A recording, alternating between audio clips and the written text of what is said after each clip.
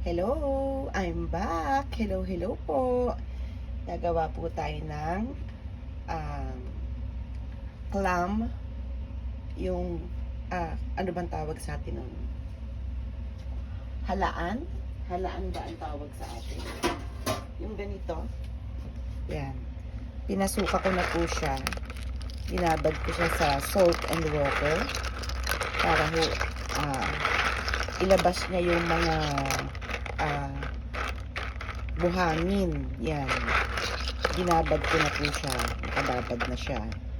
Yan. Gawa po tayo ng miso soup na merong laman na clam shell. Okay? Ang procedure po na ginagawa ko pag gumagawa po ako ng miso soup, lagyan ko muna siya ng water. Wala akong gisa-gisa. As at water, lagyan mo siya ng water na ganyan. Tapos, ito po, dashi na moto. Yung parang, hindi naman nila bechin to, parang seasoning ng Japanese na made from fish. Lagyan ho natin siya. Yan. Siguro yung nilagay ko na yun, nasa 1 teaspoon. 1 teaspoon. Nilagyan ko po siya niyan. Tapos po, pagka, kukuha ho tayo ng, ito ho ang miso ng hapon. Yan. Ang binibili, usually ho, meron naka-box na ganito. Pero ang binibili ko, much more cheaper, yung nasa plastic. Tina-transfer ko lang siya sa Tupperware. Yan. Ginagamit ko rin ito minsan pagka nagsisinigang na miso ako. Yan. Kumuha ho tayo ng ganyan. Lagay lang natin habang pinapakulo natin yung tubig. I-dissolve na natin dito yung miso. Yan. Lagay natin si miso. Yan lang natin siyang ma-dissolve dyan. Lagyan muna natin siya ng konti kasi baka masyadong umalat pagka dinamihan ko ang lagay ng miso. So, ganyan lang siya muna. Hayaan lang natin siya dyan hanggang sa kumulo. O, diba? Magkukwentuhan muna tayo. Kwento-kwento. Ito yung, ipapakita ko sa inyo yung binibili ko na miso. Ito, ayan, miso. Ayan. Ito yung binibili kong miso na itina-transfer ko dito sa Tupperware. Kasi once nabuksan mo na yan, syempre, diba? So, kailangan meron kang container na paglalagyan once na ma-open mo na siya. Nag-i-stack ho ako niyan. Tapos, kanina, nakabili ako ng, hindi ko ho alam kung meron, pero wala hong ganito sa Pilipinas eh. Sa ibang bansa, meron ho siguro. Ito, bordok. Bordok ko ang tawag sa kanya. Lalagyan mo natin siya ng ganito para mas yummy. Lagyan ko siya ng bordok.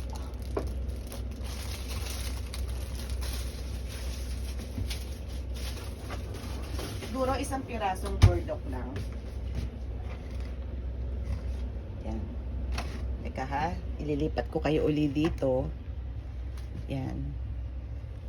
Nakita ninyo, nakahiwa na ako ng onion. Tatalupan natin siya. May balat kasi siya. Ang balat niya is very, manipis lang. So, tatalupan natin siya. Teka, storbo tong aking Talupan natin. Yan. Talupan natin si bordok. Ganyan ang itsura niya.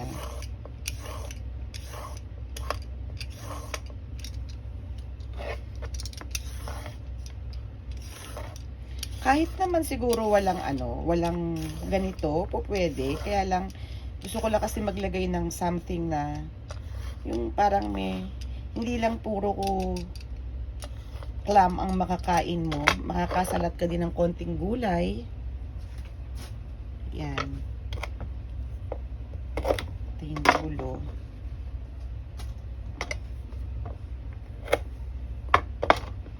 Kuhain lang natin siya. Maliliit.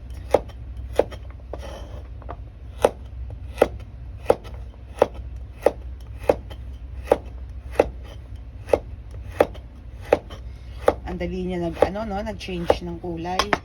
Babad natin sa tubig para hindi mangitim.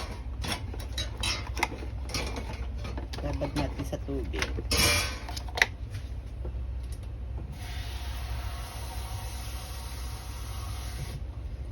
Sa tubig. Yan. Para hindi masyadong mangitim. Babad sa tubig. So, kumukulo na siya. Kumukulo na si miso.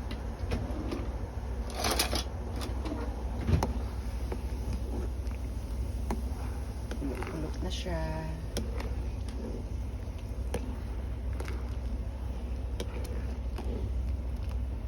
Meron pang konting hindi na di-dissolve na miso.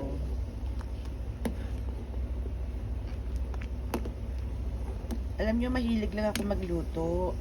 Kasi, nakaugalian ko na po, since nung maliliit pa yung mga anak ko, hindi po ako masyadong bumibili ng frozen na pagkain.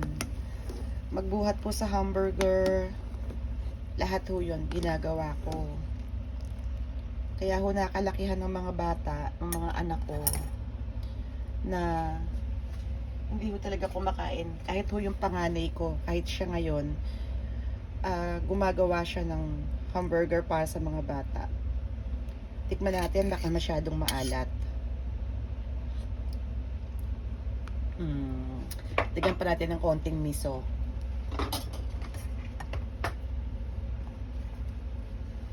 Inugasan ko ho yung spoon, ha. Tignan natin ng konting miso pa ulit.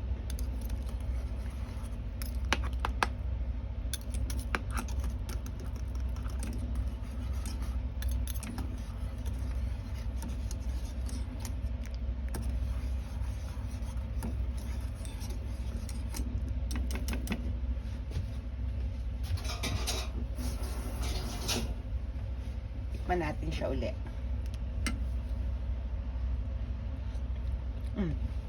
Pwede na. Lagay na natin yung onion. Yung kaninang onion na hiniwa na pinakita ko sa inyo. Tapos, maglagay din po tayo ng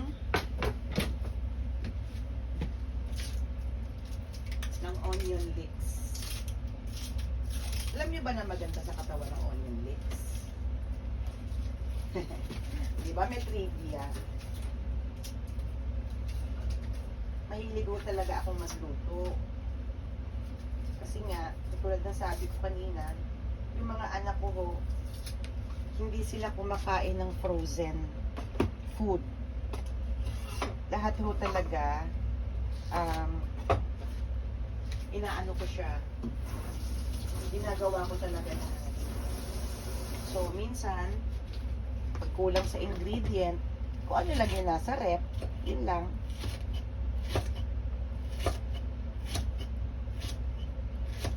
Yun tayo lang.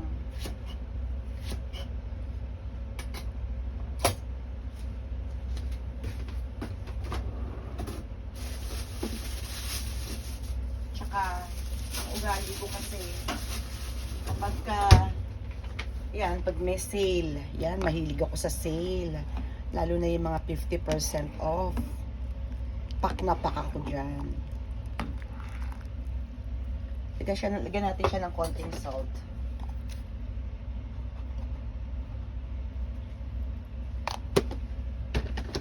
Pagka kumulo na siya ng kumulo, ilagay natin tong bordok kanina.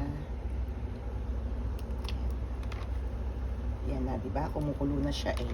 O, ilagay na natin si bordok.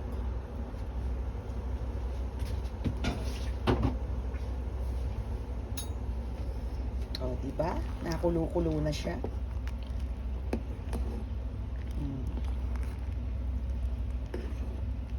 Meron na kaming soup. O.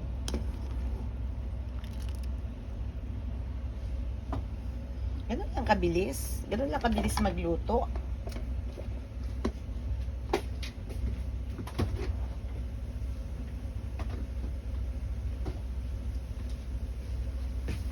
Yan, nakulo-kulo na siya. Hinaan natin ng konti ang apoy. So, ngayon kumukulo na siya. May kasabihan ng mother ko at saka ang lola ko nung araw. Pagka daw ganyan kumukulo na o kahit na anong ano, pag hinulog mo daw yung mga shell, yung clam or yung tahong, kailangan daw pag hinulog mo siya nakanganga ka din. Para daw lahat bubuka. Totoo ba yun? Anyway, wala namang mawawala. Nganga. O, di habang hinihulog natin, nganga. O, di ba? Nganga.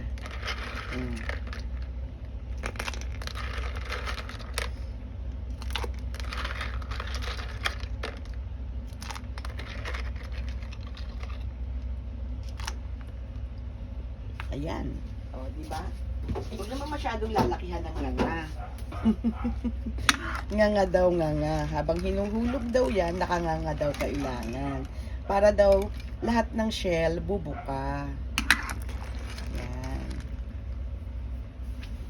At pag kumulo siya uli, isang kulo pa uli, tignan natin, tikman natin siya ha. Anong lasa? Lasa natin ulit.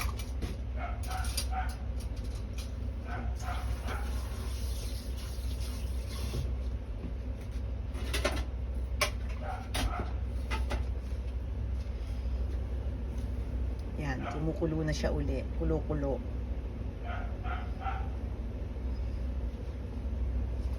Pagkakulo-kulo niya, oy, nakabuka nga siya, oh, bumuka nga.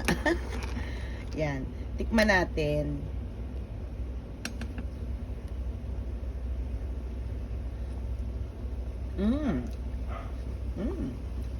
Yumminess.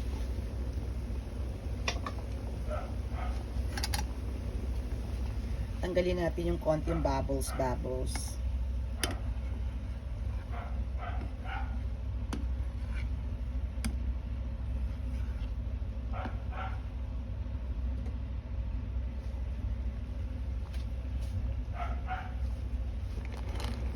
O, di ba nakabuka siya? O, tingnan nyo. O. Nakabuka. O, di ba walang nakasara. Nakabuka daw ang bibig habang inilalagay daw sa kawali. O, di ba? Buka siya lahat. Di ba? Yun ang sabi ng mami ko tsaka ng lola ko. O. Tanggalin lang natin yung mga bubbles na yan. And then, kumukulo na rin siyang ganyan. Tsaka natin ilagay si onion leeks. Ayan, may soup na kami. O, di ba? Yumminess ang uli ang aking dinner. Yan. Once again, tikim-tikim. O, di ba? Nakailang tikim na ako. Ang saya.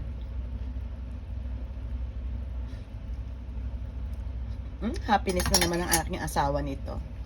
Well, anyway, ayan po ang ating soup for tonight. Ang ating pong clam miso soup. Clam miso soup. Yan.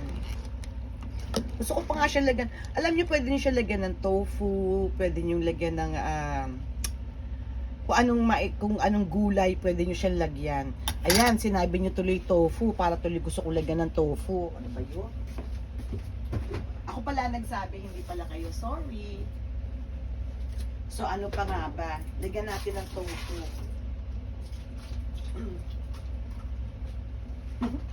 Lagyan natin ng tofu. Sinabi ko kasi tofu, di ba? So, lagyan ng tofu.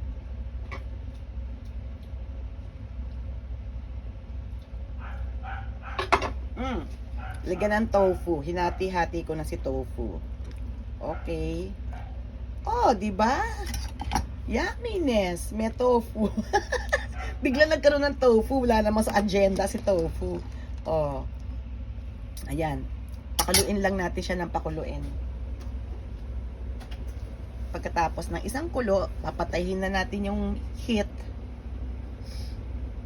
Tapos, mag-antay na lang tayo ng ilang oras. Kainan na naman. O, paano po mga mamshi? See you again sa another luto ng inyong mamshi. Okay? Have a nice day. Happy cooking. Tipid-tipid po. Bye. Nga pala, thank you for watching. Bye-bye.